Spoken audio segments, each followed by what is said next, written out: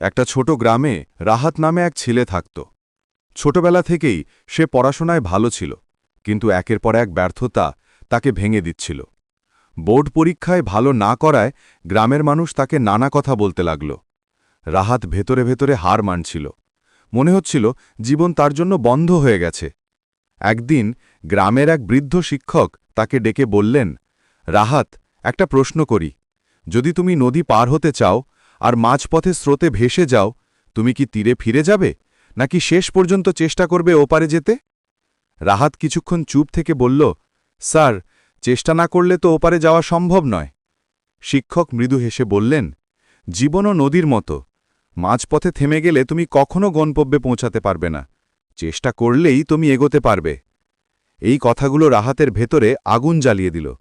সে আবার পড়াশোনা শুরু করল, সময়কে কাজে লাগাতে লাগল।